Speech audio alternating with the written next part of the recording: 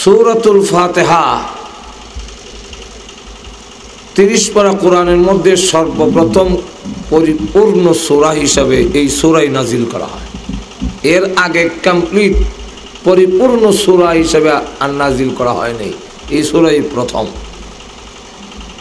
এর ফজিলতের উপরে 40-এর উপরে হাদিস আছে। 30 পারা কোরআনের সার মর্মর নাম হলো সূরাতুল ফাতিহা। এই সূরা নাজিল করার কারণ, শানে নুজুল এবং তার ফজিলত। আগে আসুন এই সূরাটা কেন নাজিল করা হইল সেই শানে নুজুলটা আগে জেনে লই। কোন প্রশ্নের জবাবে যদি সূরা বা আয়াত নাজিল করা হয় তাহলে ওই প্রশ্নটাই হয় এই সূরার নাজিল করার কারণ। অথবা কোনো প্রেক্ষাপটকে সামনে রেখে যে সূরা নাজিল করা হয় ওই অবস্থাটা, ওই প্রেক্ষাপটটাই হলো এই সূরা নাজিল করার কারণ, যা তাফসীর কারকদের ভাষায় সববে নুজুল অথবা শানে নুজুল বলা হয়।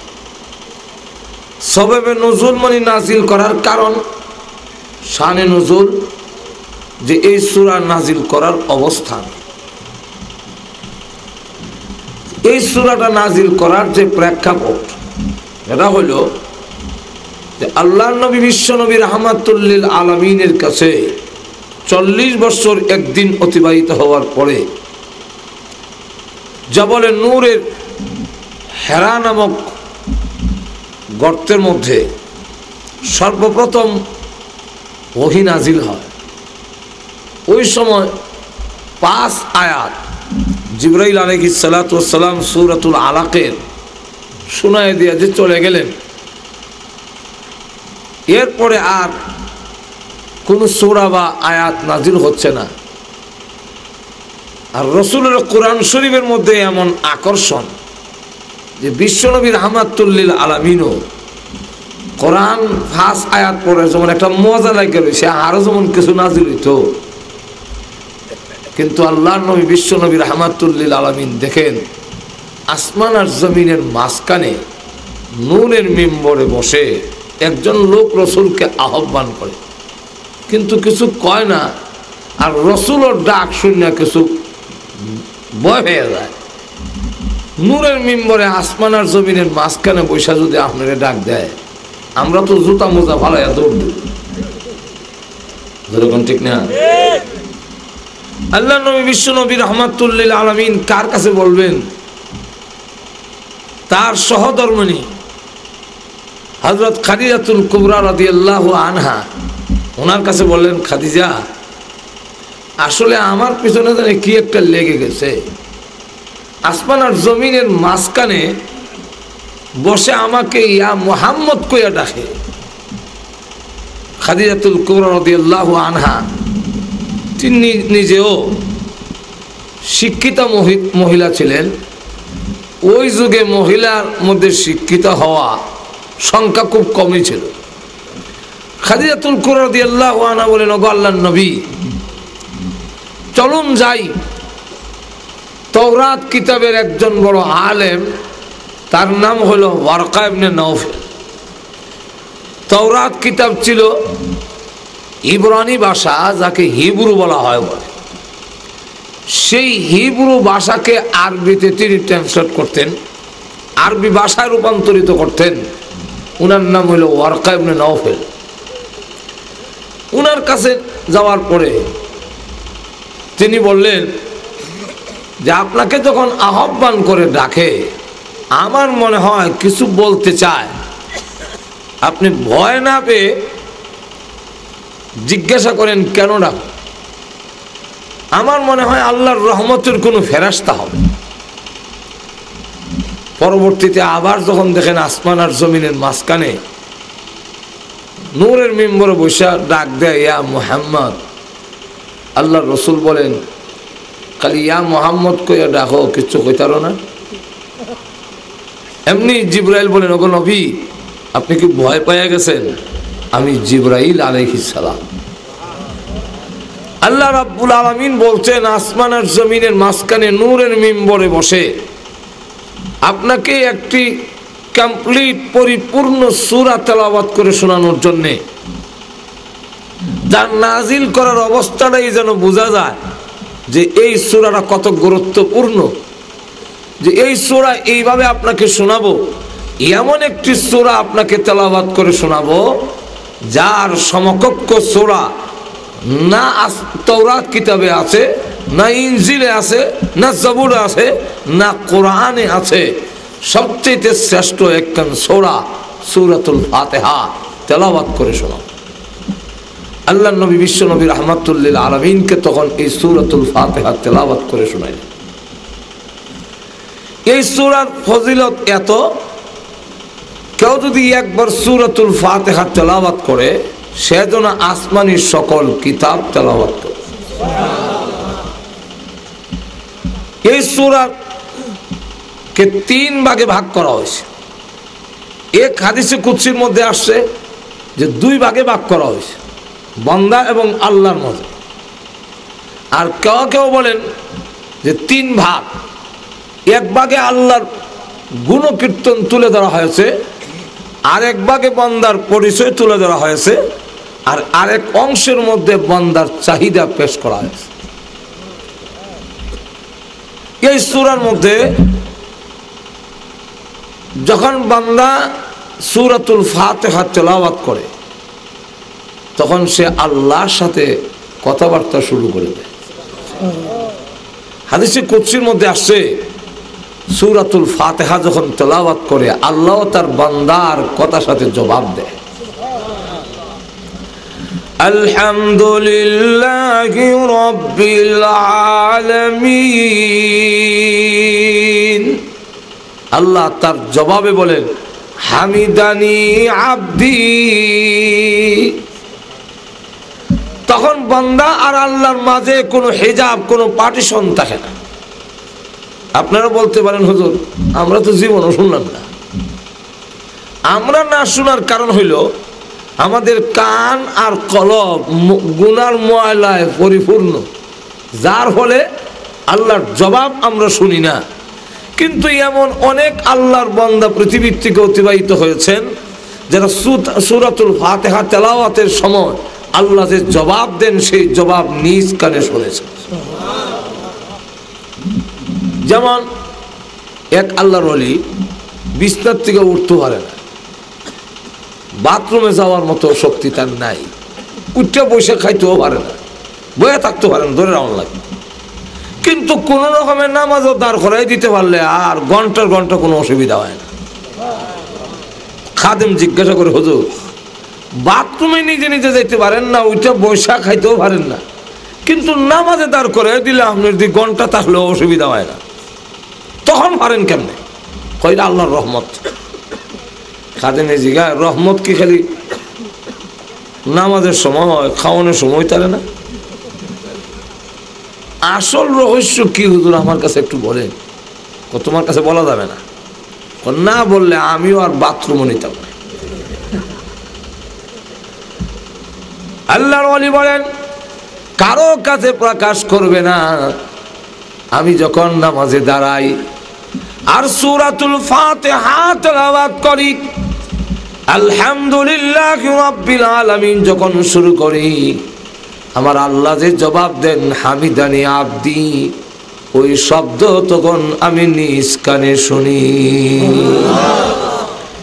তখন আমার অবস্থা এমন হয় আমি কি আসমানে না জমিনে না মহাশূন্যে, একটুকু আমার খবর থাকে না। যেই মাত্র সূরাতুল ফাতিহা আলহামদুলিল্লাহি রাব্বিল আলামিন পড়ে আল্লাহ জবাব দেন। আবার যখন বান্দা বলে আর রহমানির রহিম, আল্লাহ তখন জবাব দেয় আসনা আলাইয়া আব্দি, আমার বান্দা আমার গুণকীর্তন গেয়েছে। বান্দা যখন বলি মালিক ইয়াউমিদ্দিন, আল্লাহ জবাব দেয় মাজ্জাদানি আব্দি। বান্দা যখন বলে ইয়াকা না'বুদু ওয়া ইয়াকা নাস্তাঈন, আল্লাহ জবাব দেন হাযা বাইনি ওয়া বাইনা আব্দি। এটাই হলো বান্দা আর মনিবের মাঝখানের ব্যাপার। বান্দা এখন বলে ইহদিনাস সিরাতাল মুস্তাকিম সিরাতাল লাযিনা আন'আমতা আলাইহিম। আল্লাহ জবাব দেয় লাকা মা সালতা ইয়া আবদি, এ বান্দা নামাজে যা দরখাস্ত করেছো আমি আল্লাহ তোমার দরখাস্ত মঞ্জুর করে নিয়েছি।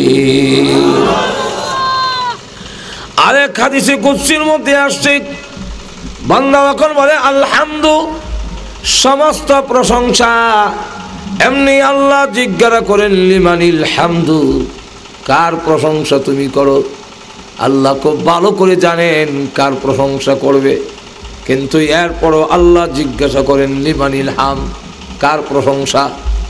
বান্দা যখন জবাব দেয় লিল্লাহি, আল্লাহর জন্যে, আল্লাহ নিজেই জিজ্ঞাসা করেন মানিল্লাহ, আল্লাহকে। বান্দা তখন আরো পরিষ্কার করে বলেন রাব্বিল আলামিন, তামাম জগতের পালনেওয়ালা আল্লাহ রাব্বুল আলামিনের প্রশংসা করি। আল্লাহ তখন বলেন মানির রাব্বুল আলামিন, রাব্বুল আলামিনকে। বান্দা তখন বলে আর রহমান, পরম করুণাময়। আল্লাহ বলেন মানির রহমান, রহমানকে। বান্দা তখন বলে আর রহিম, আল্লাহ জিজ্ঞাসা করেন মানির রহিম। বান্দা তখন বলে মালিক ইয়াউমিদ্দিন, বিচার দিবস প্রতিদান দিবসের মালিক যেই আল্লাহ, সেই আল্লাহর প্রশংসা করি। আল্লাহ তখন বলেন বান্দারে আনা মালিক ইয়াউমিদ্দিন, কিয়ামত দিবসের মালিক আমি আল্লাহ তোর সামনে হাজির। এই পর্যন্ত গিয়া বান্দার সাথে আল্লাহর মারিফত হাসিল। তাহলে বোঝা যায় নামাজ ছাড়া, সূরাতুল ফাতিহা ছাড়া মারিফত হাসিল আর টুজরে কন্যা নামাজ ছাড়া। কারণ নামাজের মধ্যে সূরাতুল ফাতিহা তেলাওয়াত করতে হয়, নামাজ ছাড়া মারিফত হাসিল হয় না। নামাজ ছাড়া যেই মারিফত, এটার নাম মারিফত না, এটার নাম হলো মরবার পথ। আরো জোরে কোন ঠিক? আমাদের দেশে এক শ্রেণীর লোক আছে নামাজ উমাজ ছেড়ে দিয়া মারিফতের পথ ধরছে। আসেনি এরকম? এটা কি মারিফত, আল্লাহ হওয়ার, আল্লাহর পরিচয় হওয়ার পথ না মরবার পথ? আল্লাহর পরিচয় হইব দূরের কথা, যে নামাজ পড়ে না এই ব্যক্তির শয়তান হয়, আমিও ডরাই। শয়তান হয়, আমারও বেনামাজি বড় ডর করে। এক বেনামাজির সাথে শয়তান সফরে, 5 ওয়াক্ত নামাজ যখন পড়ছে না, শয়তান অনেক দূরে থাকে। তো জিজ্ঞাসা তুমি এত দূরে, কাছে আও না। তুই আমার চিনছ? না, আমি এলাম মিস্টার ইবলিস। তুই ইবলিস হলে তো আরো কাছে তখনের কথা, কাছে আও। তখন ডাক দিয়া কয় যে আমি তোমার কাছে আইতাম, আমি আল্লাহরে ডরাই। বলে কি ডর তোমার? শয়তান আবার ডরাও কেন? বলে ভয় পাওয়ার কারণ হইল যে আমি আল্লাহর একটা হুকুম অমান্য করেছিলাম, এতে এত বড় গজব যদি আমার উপরে পড়লো, আর তুমি আজকে 24 ঘন্টার ভিতরে আল্লাহর 5টা হুকুম অমান্য করেছো, না জানি আমার চাইতে আরো কোন বড় গজব নি তোমার উপরে পড়ে। আমি কাছে থাকলে এই গজব আমার উপরে পড়বো, এর লাগে আমি দূরে থাকি। তাহলে নামাজ চাইরা কোনো মারিফত হাসিল হতে আর তো জোরে কন্যা। নামাজ ছাড়া দিয়া যদি কেউ কয় বলে আমি মারিফতের পথ ধরছি, বুঝবেন এটাই শয়তান। জোরে কন ঠিক না? ঠিক না?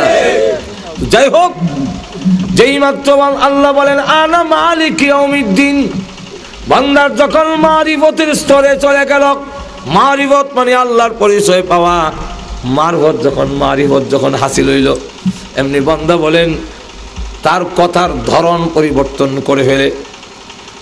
দেখেন সূরাতুল ফাতিহা মালিক ইয়াউমিদ্দিনের পর থেকে কিন্তু এখন কথা বলার ধরন পাল্টাইছে। এটারে বালাগতের কায়দায় কয় যে গায়েব থেকে খেতাবের দিকে এখন ইলতিফাত, তার দৃষ্টি হইল এখন খেতাবের দিকে। এতক্ষণ ছিল গায়েবের মধ্যে। সমস্ত প্রশংসা ওই আল্লাহর, যিনি তামাম জগতের পালনেওয়ালা, যিনি পরম করুণাময়, যিনি পরম দয়ালু, যিনি কিয়ামত দিবসের মালিক। এই যিনি সর্বনামটা ব্যবহার হয় ব্যক্তি যখন উপস্থিত থাকে না, তখন তার জায়গায় তিনি আর যিনি ব্যবহার হয়। যেরকম ঠিক কিনা আপনাদেরকে তো ঘুমো ধরেছে না এইতে। তো সর্বনাম ওই যে তিনি আর যিনি নামের পরিবর্তে যা বসে তাকে সর্বনাম বলা হয়। এই যিনি সর্বনামটা যার প্রশংসা করা হবে, যার সম্পর্কে আলোচনা করা হয়, তিনি যদি উপস্থিত না থাকে, অদৃশ্য থাকে, গায়েব থাকে, তখন তার জায়গায় তিনি আর যিনি ব্যবহার হয়। এতক্ষণ পর্যন্ত তিনি বলছেন, আর ইয়াকা নাবুদুর মধ্যে পরিবর্তন করে ফেলছে। এখন আর তিনি নয়, এখন সর্বনাম যার প্রশংসা করা হবে, যার সম্পর্কে আলোচনা করা হবে, ওই ব্যক্তি যদি উপস্থিত থাকে তখন এই জায়গার মধ্যে তুমি শব্দ বয়। আর তো জোরে কর না, আমার কথা বুঝুন না আপনারা? তো বুঝলে কিছু হ্যাঁ না কইেন। ওই জায়গায় তখন কি বয়? তুমি, তুমি হইল ডাইরেক্ট, যেরকম ঠিক না? তখন বান্দা কি বলে দেখেন, তার ধরন পাল্টাই ফেলছে। এখন বান্দা বলে ইয়াকা না'বুদু ওয়া ইয়াকা নাস্তাঈন। ইয়াকা না'বুদু, একমাত্র তোমারই রশি লাগাইয়া, একমাত্র তোমারই ইবাদত করতেছি এবং করতে থাকবো। এখন আর তিনির ইবাদত করব কয় না, এখন তিনি কয়। অর্থ কি তিনি? তা আগে তিনি কইলো, এখানে তুমি আইলো কেমনে? তাই তিনির থেকে তুমির মধ্যে আইছে, মারিফত যেহেতু হাসিল হয়েছে, আল্লাহর পরিচয় যখন হয়ে নিলাম, আল্লাহ আমার সামনে, আল্লাহ হাজির ও নাজির, আল্লাহ আমার সামনে উপস্থিত। যেরকম ঠিক না? যিনি সব জায়গায় উপস্থিত থাকেন, সব জায়গায় দেখেন, তাকেই বলা সর্ব অবস্থায় আসা যাওয়া করেন না, সব সময় আছেন, তাকেই বলা হয় শরীয়তের পরিভাষা হাজির ও হাজির ও নাজির। তো আল্লাহ হাজির আছেন, সবসময় থাকেন, সবসময় দেখেন, সবসময় তিনি, তার দেখা বাতিল হয় না। আর আইছেন আবার গেছেন, হাজির নাজির হয় না। এমন আইলে গেলে আসা যাওয়া করলে যদি হাজির নাজির হয়, তো আমিও হাজির নাজির। আমার কেউ কইবেন নি হাজির নাজির? এখন কেন বলবেন না? আমি তো আইলাম গেলাম। এই পর্যন্ত এই মাহফিল হলো 3 নম্বর, আর একটা জামু তো করইব। তো 60টা তো আজকে আসা যাওয়া করলাম, আমার কেউ হাজির নাজির করবনি? কেন কইতো না? কইতেন না কেন? আমি তো এসে গেছি। যেরকম ঠিক কিনে তইলে নবী আইছেন গেছেন, নবী আগে ছিলেন না, এখন আইছেন আবার যায়। যেরকম ঠিক না? ইরো মইলে হাজির নাজির, আর তো যেরকম না হাজির নাজির হয় না। হাজির নাজির হইলে আইসে আর যায় না। আমরা এখানে আসার আগে আল্লাহ এখানে ছিলেন কিনা? আর তো যেরকম এখন আছেন তো, আবার আমরা গেলে গেও। তাহলে আল্লাহ রাব্বুল আলামিন বলেন, আমি তোমার সামনে হাজির, বলো কি বলবে? তখন বান্দা কয়, তাহলে এখন উচিত হইল আমার পরিচয়টা তোমার সামনে তুলে ধরা। তোমার পরিচয় তো হইলাম, এখন আমি কে? আমার পরিচয় দেই। ইয়াকা না'বুদু ওয়া ইয়াকা নাস্তাঈন।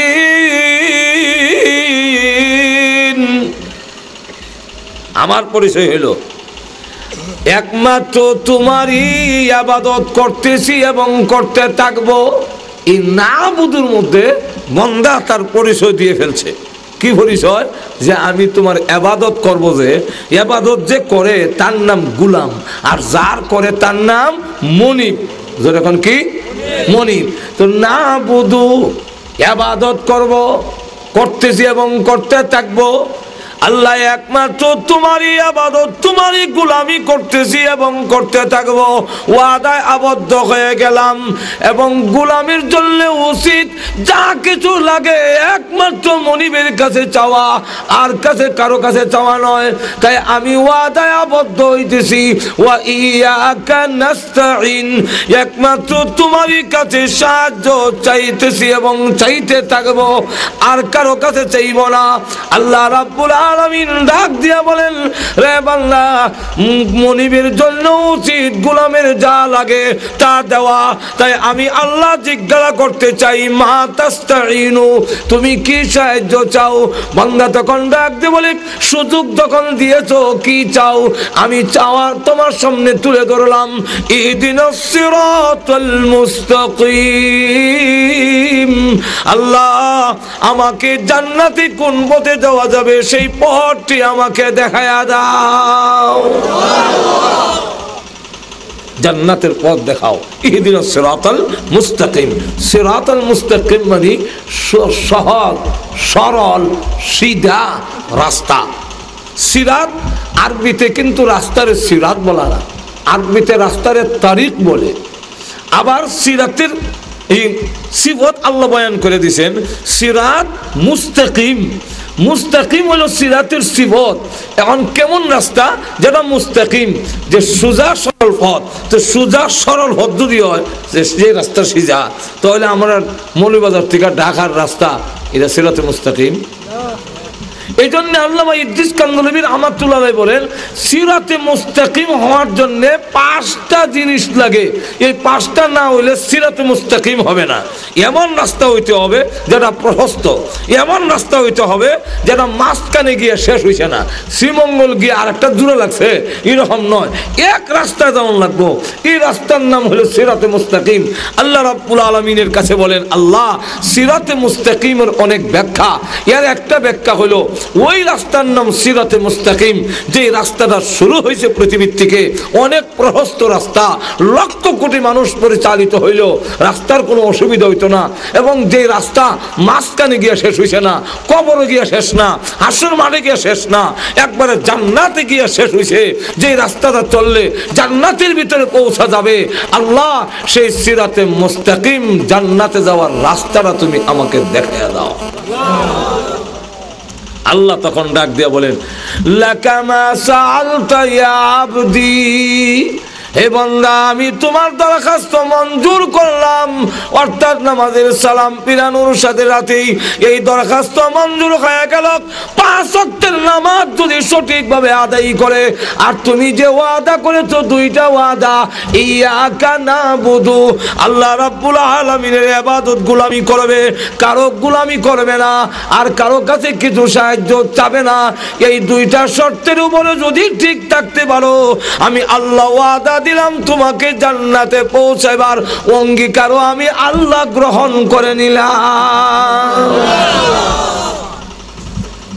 এখন প্রশ্ন হয়, 2টা প্রশ্নের জবাব দিতে অসুবিধা হইতেছে না আপনাদের? আর তো জোরে কন। 1 নম্বর হইল যে আল্লাহ তার বান্দা যখন বলছেন আলহামদু, সমস্ত প্রশংসা অতীতে বর্তমানে ভবিষ্যতে যা প্রশংসা আসা, তাফসীরে মুজিবুল কোরআনে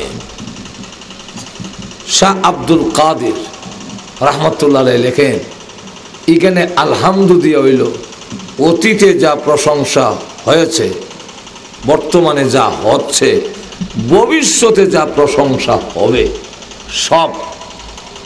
এই কথা বলতেও আল্লাহ খুব ভালো করে আমার মনের খবর জানে যে আমি কার প্রশংসা করব। আর তো এখন জানেননি, আর তো এখন জানেননি না, আল্লাহ জানেন আমার মনের খবর, আর তো এখন জানেননি। তো আলহামদু বলার পর তুই আল্লাহ পরিচয় কইতে আসিল, আনা, আমি আল্লাহ। তো আল্লাহ রাব্বুল আলামিন আলহামদুলিল্লাহ বলার পরেও তার বান্দারে তখনও পরিচয় দেয় না। মালিক ইয়াউমিদ্দিনের মধ্যে গিয়া কয় আনা মালিক ইয়াউমিদ্দিন, অত পরে গিয়ে পরিচয় দিল কেন? এর আগে কেন পরিচয় দেওয়া হলো না?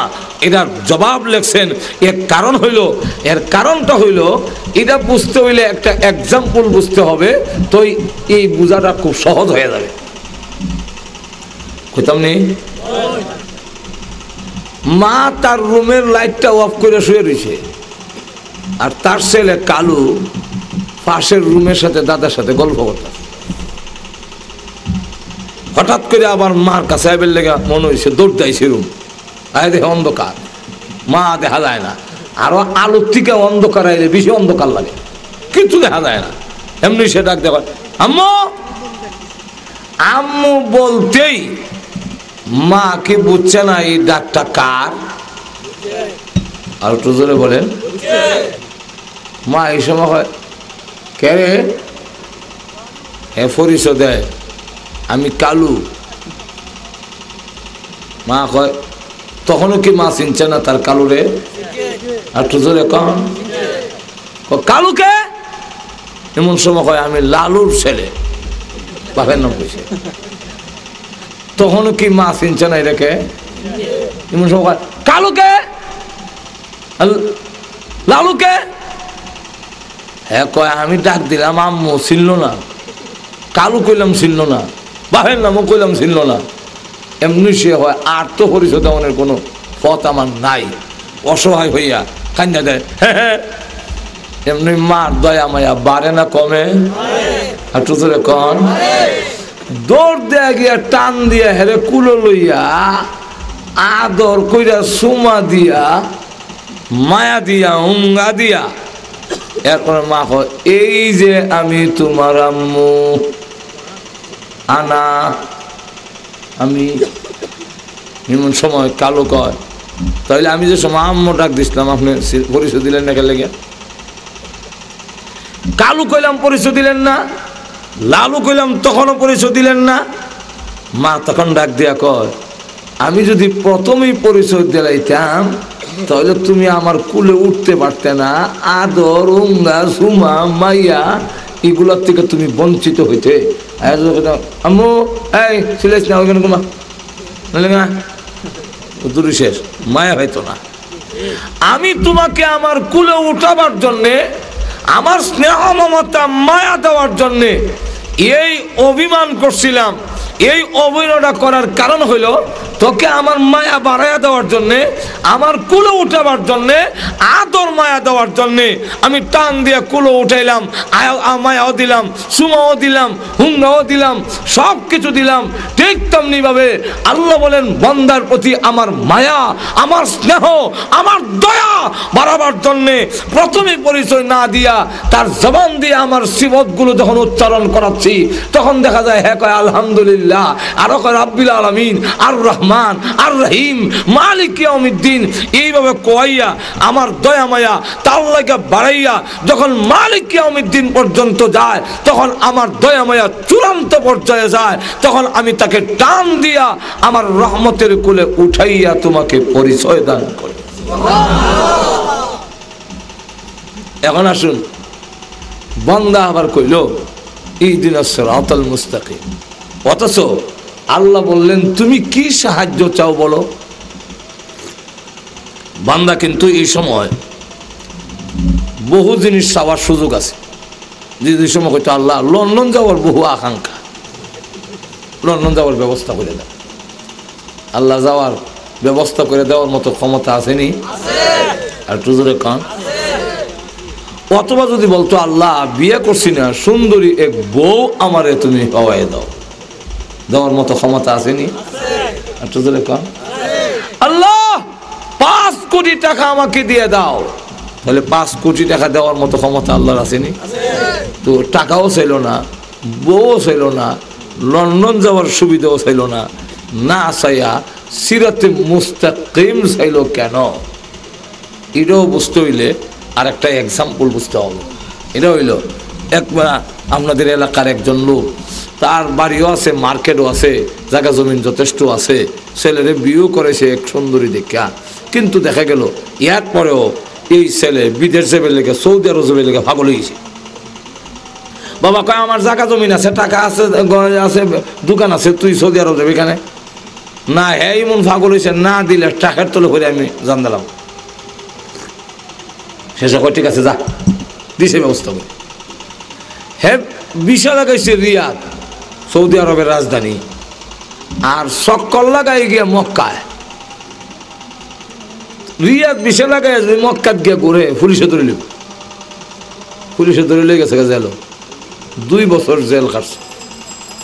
কোনো একদিন দেশের বাদশা গিয়ে জেলের ভিতরে ঢুকছে, দেশে জেলখানার অবস্থার খোঁজ খবর নেওয়ার জন্য। তো জিজ্ঞাসা করো তোমার নাম? আমার নাম এই। বাড়ি কই? ইন্দোনেশিয়া। তোমার বাড়ি? মালয়েশিয়া।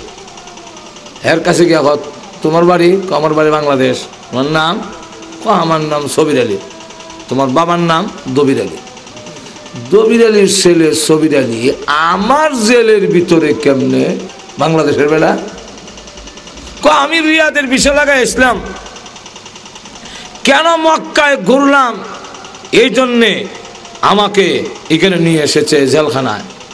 সৌদির বাদশা কয়, তুমি যে অপরাধ করছো এই অপরাধে 2 বছর জেল খাটার কথা নয়, কারণ দেশ তো একটাই, শহর 2টা। সুতরাং আমি দেশের বাদশাহ, আমার সাথে যখন তোমার পরিচয় হয়ে গেছে, বলো তোমারে কি হেল্প করতে পারি, কি সাহায্য করতে পারি। এমন সময় সে উঠটা কয়, আমার সুজা ফটটা দেখাইয়া দেন, মৌলভীবাজারে রাখা কেমনে যাইতাম। যেরকম ঠিক কিনা? যেই মত হ্যাঁ কইল রাখা আসার জন্য। অথচ বাদশা যখন জিজ্ঞাসা কি সাহায্য চাও, সে কিন্তু এই কথা বলার সুযোগ ছিল, জেলখানার ভিতরে আমার এয়ার কন্ডিশন ফিট করে একটা বাড়ি বানায় দেন। বাদশার দেওয়ার ক্ষমতা আসেনি? আর একটু জোরে কন। অথবা সুন্দরী একজন মিশরীয় মহিলা বিয়ে করাই দিলেন, আর না হয় 5 কোটি রিয়াল দিয়া দেন আমাকে। বাদশা দেওয়ার মতো ক্ষমতা আসেনি? টাকা চাইল না, সুন্দরী স্ত্রী চাইল না, জেলখানার ভিতরে বাড়ি চাইল না। কেন চাইল না?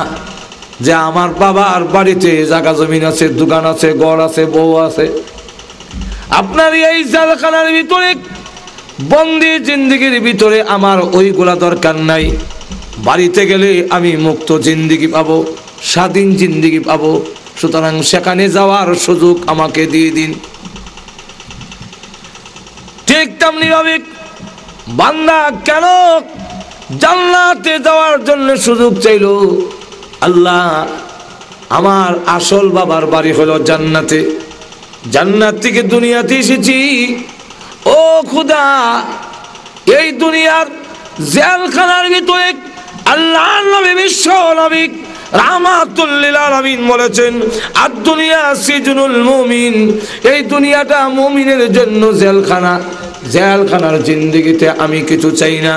আল্লাহ সুন্দর স্ত্রী চাই না, বাড়িঘর চাই না।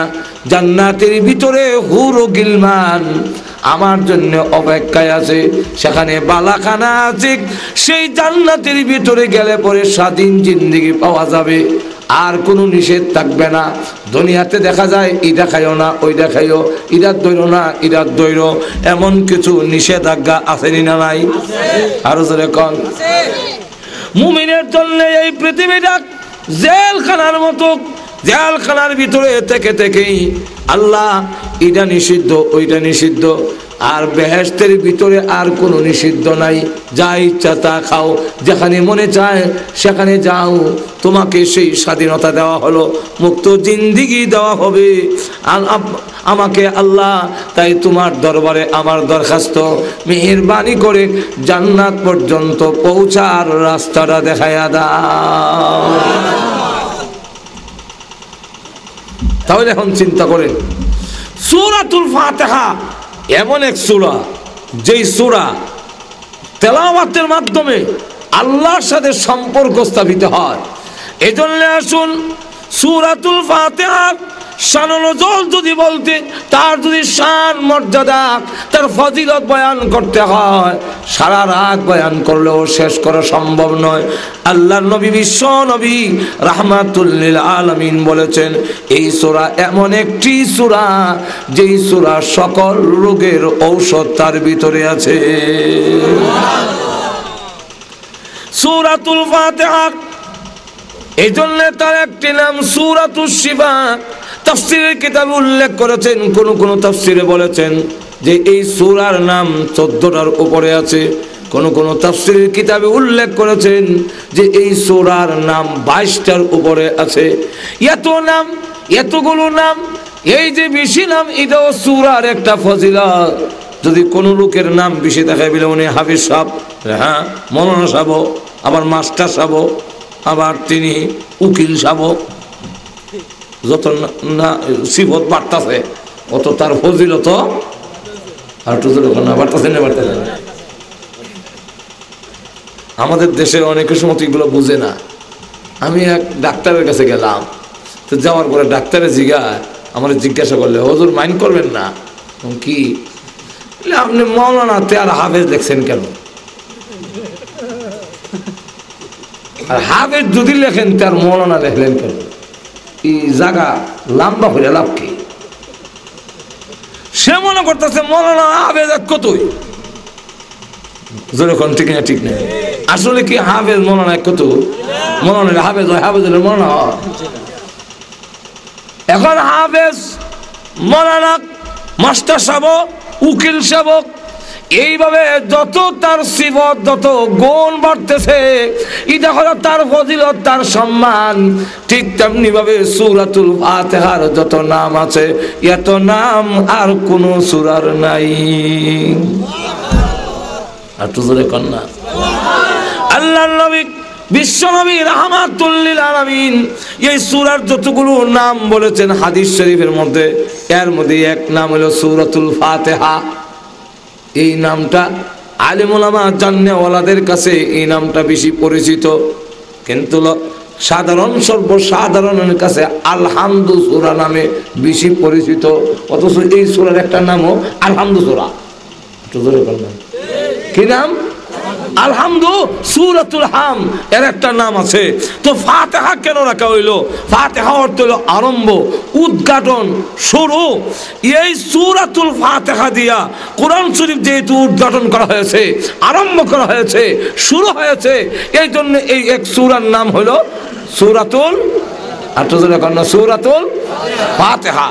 আবার এই সূরার নাম হাম, 22টার নাম উপরে আছে সূরাতুল হাম, সূরাতুল শুকুর, সূরাতুদ দুআ, সূরাতুত তালিমুল মাসআলা, সূরাতুল ওয়াফিয়া, সূরাতুল কাফিয়া, সূরাতুল শাফিয়া, সূরাতুল শিফা, সূরাতুল কান, সূরাতুল উম্মুল কুরআন, আসাসুল কুরআন, সাবআ মাসানি। এইভাবে এক একটা নামের ব্যাখ্যা যদি দেওয়ান লাগে 6 মাসও শেষ করা সম্ভব নয়। আর তো জোরে কর না। এই সূরাতুল ফাতিহার আরেকটি নাম হলো সূরাতুল হাম, প্রশংসার সূরা। কারণ এই সূরার মধ্যে মহান আল্লাহ রাব্বুল আলামিনের এমন কতগুলো প্রশংসা, আল্লাহর প্রশংসা আর গুণবাচক নাম তুলে ধরা হয়েছে, যা পড়লে মহান আল্লাহর দয়া মায়া বেড়ে যায়। ভাইরা আমার, আসলে জন্য সূরাতুল ফাতিহার দিকে লক্ষ্য করে দেখুন, প্রথমেই বলা হয়েছে আলহামদুলিল্লাহি রাব্বিল আলামিন। তার প্রথমেই আছে আলহামদু, আসেনি? আর তো যখন না আসেনি না ভাইরা আমার, আল্লাহর রাসূল এই সূরার নাম বলেছেন সূরাতুশ শিফা। যত রোগ আছে আমরা কিন্তু অনেক সময় গুরুত্ব দেই না। জবান যদি পবিত্র হয়, হালাল যদি খায়, জবান দিয়ে মিথ্যা কথা যদি না বলে, এখনো আলহামদু সূরা দিয়া ফু দিলে পানির মধ্যে পর্যন্ত আগুন ধরেছে, এমন ঘটনাও বাংলাদেশের মধ্যে আছে। তিরমিজি শরীফের হাদিসের মধ্যে একটা ঘটনাও আছে। ঘটনা হইল, সাহাবায়ে কেরামের একটি জামাত এক এলাকায় গেল, গিয়ে বললো আমরা দিনের কাজে আইছি, আপনাদের এখানে আজকে থাকবো। না, আমাদের এখানে এরকম জায়গা নাই, থাকার কোনো সুবিধা নাই।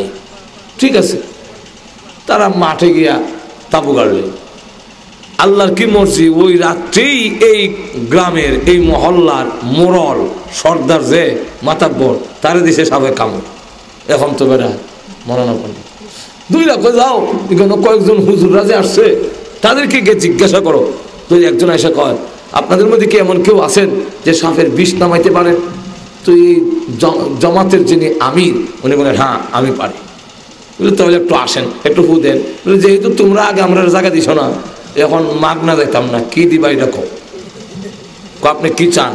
ওই 100 বকরি দিবা, তাহলে আমরা দিতাম না। তো একটা মানুষের জীবনের দামের চাইতে 100 বকরির দাম বেশি। আর তো ধরে কান 100 বকরির শর্তে গেলেন, গিয়া তিনি ওনার সাবের বিষ নামাই দিল, ভালো হয়ে গেলেন। 100 বকরি লয়ে এলো, সাহাবায়ে কেরামকে বলেন তোমরা খাও। সাহাবীরা জিজ্ঞাসা করেন, আগে বুঝতে হবে আপনার সাবের বিষ নামাইবার এই মন্ত্র আবার কোথা থেকে শিখলা? উনি বলেন না, অন্য কোন মন্ত্র শিখি নাই। আল্লাহর কোরআন সূরাতুল ফাতিহা তেলাওয়াত করে আমি ফু দিয়েছি, সমস্ত সাপের বিষ পানি হয়ে গেছে। সাহাবীরা কয় আপনি কোরআন ফুইরা আনছেন, বিনিময় এদিকে খাওয়ান জায়েজ হইত, রসুলকে না জিজ্ঞাসা খাইতাম না, যেহেতু কোরআন ফুইরা আনছেন। আল্লাহর কোরআন আল্লাহ রস্ত কইরা পয়সা চুক্তি করে নেওয়া আর তো জোরে কর না ভাইরা আমার। কিন্তু চিকিৎসা কইরা যদি নেয়, আল্লাহর কালামের মধ্যে চিকিৎসা আছে বলে আমি চিকিৎসা করবো তোমারে, তোমার রোগ ভালো হইবার লেগে, তাহলে আবার নেওয়ান জায়েজ আছে। আল্লাহর নবীকে সাহাবীরা গিয়ে বলেন ইয়া রাসূলুল্লাহ ইয়া হাবিবাল্লাহ, আপনার এই সাহাবী সূরা ফাতিহা পড়িয়া একজনের সাপের বিষ নামাইয়া পয়সা যে পয়সা আনলো আর বকরি আনলো, এখন তো আমরা এটা খেতে পারি কিনা? আল্লাহর রাসূল বলেন উত্তম নিয়ামত, উত্তম খাবার খেতে পারো, কোনো অসুবিধা নাই।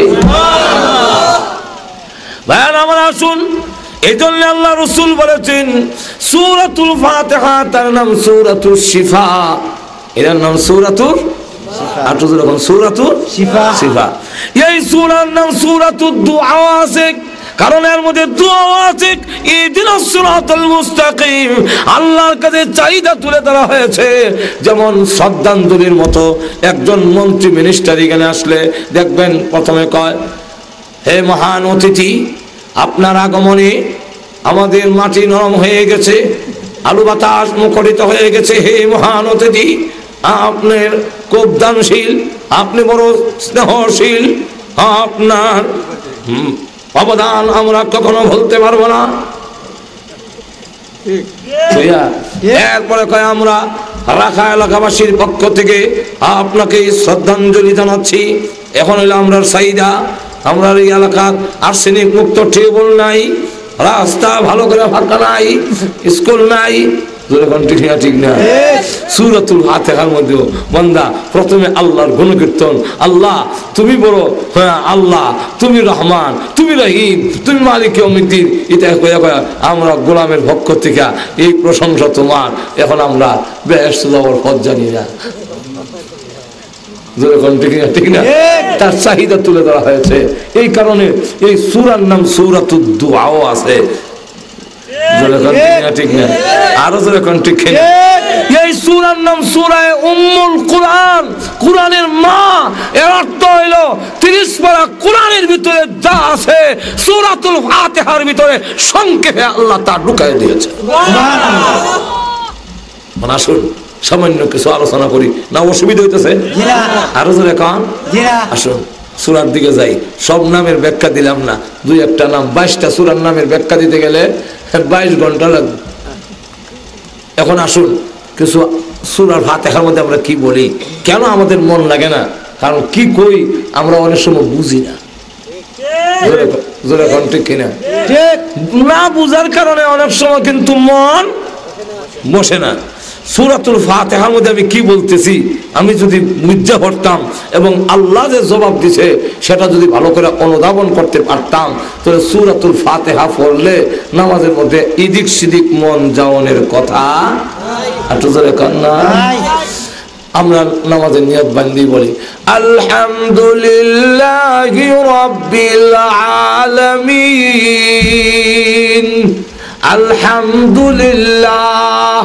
আল্লাহ রাসূল বলেন দুয়ার মধ্যে শ্রেষ্ঠ দোয়া আলহামদুলিল্লাহ।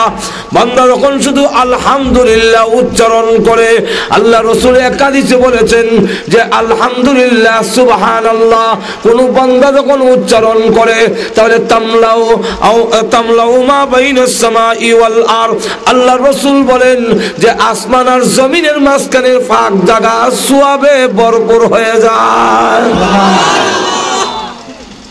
তামলাউ আও তামলান মা বাইনাস সামাওয়াতি ওয়াল আরদ, আল্লাহ রাসূল বলেন আসমান আর জমিনের ফাঁক জায়গা বন্ধ হয়ে যায়। আল্লাহ নবী বিশ্বনবী রাহমাতুল লিল আলামিন আরো বলেন, আমার উম্মতেরা শুনে রাখো, আলহামদুলিল্লাহ এই কালিমা এত গুরুত্বপূর্ণ। বান্দা যখন কোন জিনিস খাবার সময় বিসমিল্লাহ দিয়ে আরম্ভ করে, আর যা কিছু খাইলো, পানি পান করে বিসমিল্লাহ, আঙ্গুর খায় বিসমিল্লাহ, ভাত খায় বিসমিল্লাহ, রুটি খাইলো বিসমিল্লাহ, আপেল খায় বিসমিল্লাহ, কলা খাইবার সময় বিসমিল্লাহ, আর গিল্লা সেরা যদি আলহামদুলিল্লাহ উচ্চারণ করতে পারে, তাহলে বিসমিল্লাহ আলহামদুর মাঝখানে যা খেয়েছে কিয়ামতের মাঠে একটার হিসাব মহান আল্লাহ নিবে না। নারে তাকবীর, নারে তাকবীর, আল্লাহু আকবার, জিন্দাবাদ জিন্দাবাদ, নারে তাকবীর। এখন আসুন, আলহামদুলিল্লাহ সমস্ত প্রশংসা কার? আর এখন প্রশ্ন হইতে পারে, আমরা যে অনেক সময় উমুকের প্রশংসা করি, তুমুকের প্রশংসা করি, মাইকটা বাড়া কই? যদিও বাড়া না, বালা মাইক হইলে কই না মাইকটা বালা। কোন মানুষ যদি বালা হয়, আমরা হুজুর খুব ভালা, তা আমি তখন হুজুরের প্রশংসা করলাম। আম লয়ে গে বাজারে বইয়া কর, ভাইয়ের আমার আম নেন, আমার কাছে আম, ভিতরে কোনো হুক নাই, কোনো আঁশ নাই, দুধের মধ্যে চিপ দিলে মিশা যাইব, কিন্তু মুখের মধ্যে একবার লাগলে এমন মজা লাগবো, পরের বাজারে আমার খালি তালাশ করবেন। প্রশংসা করলাম কার?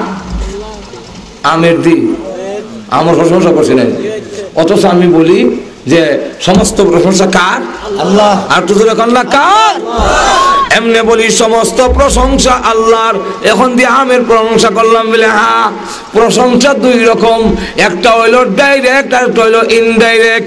সমস্ত প্রশংসা আল্লাহর জন্য, কিছু প্রশংসা আছে ডাইরেক্ট আল্লাহর করি, আর কিছু হইল ইনডাইরেক্ট আল্লাহর। কেন আমের প্রশংসা করলাম? এই আমের ভিতরে যে এই মজা ঢুকাইছেন, এটা বুসে ঢুকায় নাই, দুনিয়ার কোনো বেঈমান কাফের ঢুকায় নাই, দুনিয়ার কেউ ঢুকায় নাই, আমার মহান আল্লাহ ঢুকাইছেন। অতএব আমের প্রশংসা করলেও ইনডাইরেক্ট মহান আল্লাহর প্রশংসা হয়ে যায়। কেন? সবটার পিছনে গিয়া মহান আল্লাহ আসেনি? আর তো দেখেন না, আল্লাহ রাব্বুল আলামিন বলেন, যেহেতু আমের প্রশংসা করেছো, হুজুর বড় বালা, হুজুর যে ভালো হয়েছে এই ক্ষমতা তার নিজস্ব নয়, এটা কার দেওয়া? আর তো দেখেন, মাইকের প্রশংসা করলেন, মাইকটা বড় ভালো, তো এটা আল্লাহর হলো কেমনে? এটা একটু ঘুরাইয়া ইনডাইরেক্ট, ইনডাইরেক্ট মাইকটা বালা, তো মাইক তো এমনি হয়েছে না, একজন মানুষে বানাইছে, তো এখন ঠিক না? তো গেলাম মাইক বানানোওয়ালার কাছে। এখন মাইক বানানোওয়ালার ভিতরে যে মাইক বানাবার বুদ্ধিটা, এটা কার? কার দেওয়া? তাহলে ঘুরাইয়া কই হইল? এই জন্য আলহামদুলিল্লাহ রাব্বিল আলামিন, সমস্ত প্রশংসা আল্লাহর জন্য, ডাইরেক্ট আর ইনডাইরেক্ট, সরাসরি এবং ঘুরাইয়া, সমস্ত প্রশংসা একমাত্র মহান আল্লাহর জন্য। আলহামদুলিল্লাহ রাব্বিল আলামিন। আল্লাহ বলেন, আমার বান্দা এইভাবে যখন বলে, আম আন্না বাজার থেকে, আম গাছ আমরা লাগাই, আমের বড়াটা শুধু আমরা ফলাইলাম, এখন আমের বড়ার ভিতরে যে গাছটা লুকাই রয়েছে, এই গাছটা বাইর করে গেটায় আল্লাহ। আমের গাছটা যখন বের হয়, তখন গাছটা নরম না শক্ত?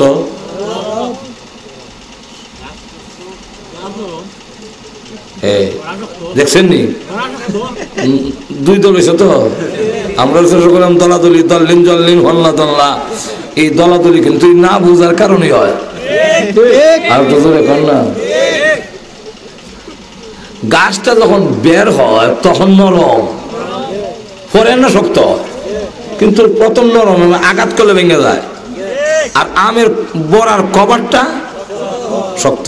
এখন এই শক্ত কভারটারে এটারে ছিদ্র করতে হইলে আরো শক্ত জিনিস দিয়ে গুতা দিতে হবে। আমার আঙ্গুল দিয়ে গুতা দিলে ছিদ্র হইব? তাহলে আমের কভারটারে যে ছিদ্র করলো এই নরম গাছটা, এটা ঠেলাটা কেমনে ছিদ্র করে পারিছে? এটা পারিছে না। আল্লাহ বলেন ইল্লাল্লাহ ফালিকুল হাব্বি ওয়াল নাওয়া, আমি আল্লাহ এটারে দুইটা ভাগ করে গাছটা বের করেছি। এরপরে এটার ভিতর দিয়ে রস বাইর করিয়া গাছের ভিতরে নিয়ে এরপরে আবার ওই বোল ধরাইলাম, বোলের পরে আম ধরাইলাম, আমের বড় করিয়া আবার দেখা যায় যে বড়াটা তুমি মাটির নিচে গেড়ে রাখছিলা ইদারে ইগেন থেকে আবার ইগানো নিছি।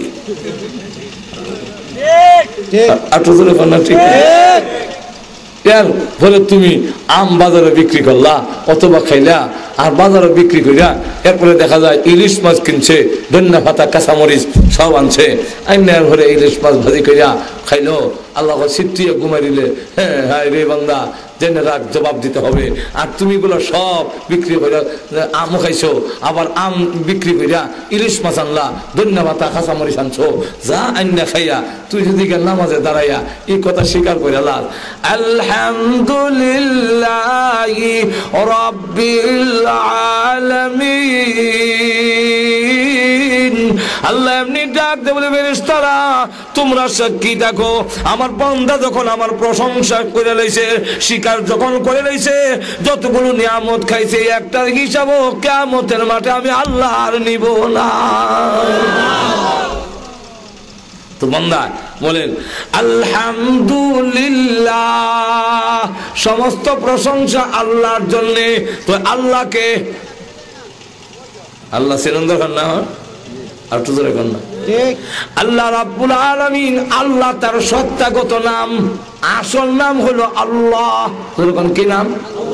আরো ধরে কান আল্লাহ। আল্লাহ এমন এক শব্দ যে যত বেশি উচ্চারণ করে মুখটা বইরা আসে। আল্লাহ যখন উচ্চারণ করে মুখ বইরা ভিতরের যত দুঃখ আছে বেরিয়া সিনা বুক হালকা হয়ে যায়। আপনি ইসিজি যদি করেন আরের, তখন দেখবেন এটার যে ছবি আসে আরবিতে আল্লাহ লেখলে যেমন এসিজির মধ্যে ছবিও আসে, হার্টের ছবির সাথে আল্লাহর নামের মিল আছে। যে যত বেশি আল্লাহ নামের জিকির করবে তার কলবের মধ্যে, তার দিলের মধ্যে তত বেশি শান্তি আসবে। এই জন্যে নাস্তিক মতবাদের প্রতিষ্ঠাতা, তার নাম মিস্টার লেলিন।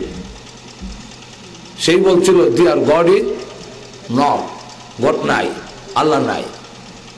কিন্তু কারি তৈয়ব সাহেব রহমাতুল্লাহ কিতাবে লেখেন, শের বয়সে, বুড়া বয়সে সে আল্লাহ নামের জিকির করত, আল্লাহ আল্লাহ আল্লাহ। তার ভক্ত মুরিদ মুতাল্লিকিন যারা, এরা এসে কয় উস্তাদ আপনি আমরা শিখাইলেন আল্লাহ নাই, আর এখন আপনি নিজে আল্লাহ আল্লাহ জিকির করেন, এখন কি আপনি মৌলবাদীদের দলে চলে গেলেন নাকি? আপনার কথায় বাড়ি ঘর সাল্লাম, বাপ সাল্লাম, মা সাল্লাম, সব সাল্লাম, আর এখন দেখা যায় আপনি নিজেই আল্লাহ নামে জিকির করেন, আপনি কি এই মোল্লার দলে চলে গেছেন? উনি বলেন এখন আল্লাহ মেনে নিয়েছেন, এতদিন বলেন আল্লাহ নাই, এখন আল্লাহ মানছেন। তখন তিনি ডাক দেয়া কয়, আগেও মানছি না, এখনো মানি না। তো আগেও মানছো না, এখনো মানো না, তা আল্লাহ নামের জিকির করেন কেন? সে কয় বুঝি না, এই আল্লাহ নামের জিকির করলে, এটা বললে, আল্লাহ আল্লাহ বললে আমার অন্তরটা কেন জানে শান্তি পাই। আর একটু জোরে কর না। আল্লাহ আল্লাহ এমন এক নাম, আল্লাহ গাছে চিনে, পাহাড়ে চিনে না, চিনে না? আর একটু জোরে কর। সাপে চিনে, মাছে চিনে, বাংলাদেশি খালি চিনে না সারা বিশ্ব? সারা বিশ্ব খালি মানুষই চিনে না, সব মাখলুকে চিনে।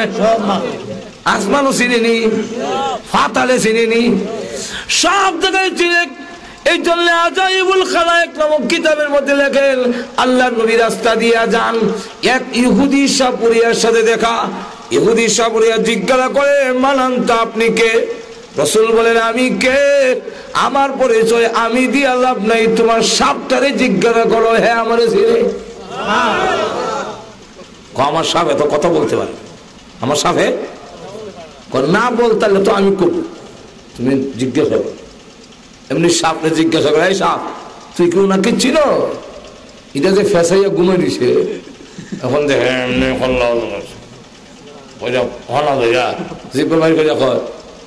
চিনবো না কেন? হুয়া মুহাম্মাদুর রাসূলুল্লাহ, জোরে কোন সুবহানাল্লাহ। তিনি আল্লাহর রাসূল। ও আপনি আল্লাহর রাসূল? আল্লাহকে রাসূল কত আল্লাহ চিনস না? ইদারে জি এবার ডাক দিলে, সব তুই কি আল্লাহ চিনস? এমনি সব ডাক দিয়ে বলে, ও নাদান তুই আল্লাহ চিনস না? নাদান না তো কিতা মাজুর এখন ঠিক না, নাদান না যে আল্লাহ চিনে না, হে নাদান না। খালি নাদান না যে আল্লাহ চিনে না, হে যদি ডক্টর হয়, আল্লাহ হয় এটা ডক্টর না, এটা ডগের সাইতে নিকৃষ্ট। ডগের সাইতে নিকৃষ্ট। হে আল্লাহ চিনে না, কুত্তা হয় হের মালিক চিনে, আর হে হের মালিক চিনে না। ঠিক কিনা? কুকুরও দেখবেন আপনার বাড়িতে গেলে, আমি গেলে ভক করে উঠবো, আপনি গেলে বক করে না, আরো কৃতজ্ঞতা প্রকাশ করে। আর নাক মুখ গুঁজে গেলে, নাক মুখ গুঁজে যদি যাই শীতের মধ্যে কুয়াশার লেগিয়া, কুত্তা দূর থেকে কয় এটা কি মালিক না সুর? এমনি বাপ আওয়াজ দেয় এখান থেকে, আপনি কুত্তা এক কোশ্চেন গেলে এই কে তর্জমা কি? এই কে তর্জমা হইল তুই আমার বাড়িতে থাকস, আমার বাতের মার খাস, আর আমারে খাস এক, আর আমারে খাস ভক। হ্যাঁ, এমনি দেখবেন কুত্তাটা আপনার কাছে আইয়া মাথা নুয়াইয়া ঘন ঘন স্পিডে লেজটা লড়ায়, এরম এরম করে। এর অর্থ হইল আপনি নাক মুখ ঘুরে রাখছেন, আমি তো অন্ধকারে চিন্তার ছিনা, এই কারণে আমি আপনার যে ভোগ করে গালি দিছি, তাই আমি মাফ চাই। আর তো চলে কর না, একটা কুকুর তার মালিক চিনে, যে মানুষ হইয়া মালিক চিনে না, সে কুকুরের চাইতে বালা না খারাপ। সাপ ডাক দিয়া বলে, ওই নাদান তুমি আল্লাহ চিনো না? আমি চিনাইয়া দেই, আমি আল্লাহ চিনি, আমার জবানে আল্লাহর নাম জারি আছে। ওই আসমান, এই জমিন, তোমাকে আমাকে যিনি বানিয়েছেন তিনি হলেন আল্লাহ রাব্বুল আলামিন। এমনি সাপুরিয়া ডাক দিয়া কয়, ও মুহাম্মদ আমার কালিমা পড়ান, আমি মুসলমান হয়ে যাব। আল্লাহ নাম এত পরিচিত, একবার সাহিত্যিকরা আর বিসাহিত্যিকরা বসে গবেষণার জন্য কোন নামটা বেশি পরিচিত, কার নাম? কেউ বলেন জান্নাত, কেউ বলে জাহান্নাম, কেউ বলে ফেরেশতা। ইমাম সিবাওয়াই নামে একজন সাহিত্যিক, উনি বলেন যে আমার যাচাই মতে সবচেয়ে পরিচিত নাম হলো আল্লাহ। সকলে ও ঠিক ঠিক, এই কথাটা দিয়ে দেন। আল্লাহর নামটা সবচেয়ে বেশি। আল্লাহর নাম এমন পরিচিত, মাছেও চিনে, গাছেও চিনে, সাগরেও চিনে, পাহাড়েও চিনে, বৃক্ষও চিনে, মানুষও চিনে, জিন্নাতও চিনে, ফেরেশতাও চিনে, আসমানে চিনে, জমিনে চিনে। জোরে কোন ঠিক কিনে? সকলে যখন একমত হয়েছে, সিবাওয়াই রহমাতুল্লাহ আলাইহি যখন বিদায় হয়ে গেল, ইন্তেকালের পরে একজন স্বপ্নে দেখে, জিজ্ঞাসা করে কবরে কেমন আছেন? উনি এমনি ডাক দিয়ে বলে, কবরে কেমন আছি শোনো। আমি কবরে আসার পরে একজন আমার কানে কানে আওয়াজ দিয়া বলল, তুমি যে আল্লাহর নামের ইজ্জত দিয়েছিলে, তুমি যে বলেছিলে আল্লাহর নামটা সবচেয়ে বেশি পরিচিত, এই যে মতামত তুলে ধরেছিলে, আল্লাহর নামে ইজ্জত দিয়েছো, সম্মান দিয়েছো, এই জন্য আল্লাহ তোমাকে ইজ্জত দিয়া জীবনের সমস্ত গুনাহ মাফ করে এই মুহূর্তে তোমার কবরটাকে জান্নাতের বাগান বানায়া দেওয়া হয়েছে। আল্লাহ, এখন আল্লাহ কারে কয়? আল্লাহর পরিচয় তুলে ধরছে আয়াতের বিভিন্ন জায়গায়। এক সূরার মধ্যে আল্লাহ বলেন, কুল হুয়াল্লাহু আহাদ আল্লাহুস সামাদ লাম ইয়ালিদ ওয়া লাম ইউলাদ ওয়া লাম ইয়াকুল লাহু কুফুয়ান আহাদ। আল্লাহর পরিচয় এই সূরার মধ্যে তুলে ধরছে। আল্লাহ হলেন তিনি যার কোনো শরীক নাই। আর তো জোরে কেন? আল্লাহ বলেন তিনি জিনার কোনো গুণ নাই। আর তো জোরে কেন? আল্লাহ বলেন তিনি যার খাওয়ানোর কোনো প্রয়োজন। আল্লাহ বলেন তিনি যিনি তার মাখলুকের ইবাদতের মুকাফিকি না। আর তো জোরে কেন? আল্লাহ বলেন তিনি যার মা বাপ নাই। আল্লাহ বলেন তিনি যার ছেলে মেয়ে হয় না। সুতরাং ছেলে মেয়ে যাদের হবে তারা কেউ আল্লাহর সমকক্ষ হতে পারে না। আল্লাহ রাব্বুল আলামিনের মা বাপ নাই না? আছে? যাই হোক, তার সমকক্ষ তার সমান কেউ নাই, তার বরাবর কেউ হতে পারে না। আরো বিভিন্ন আয়াতে পরিচয় তুলে ধরছে, এগুলো এখন কোরআনের সময় নাই। আল্লাহ রাব্বুল আলামিন বলেন এখন থেকে, আগে তো হচ্ছে আল্লাহ তার সত্তাগত নাম, এবার তার কিছু গুণগত নাম তুলে ধরছেন।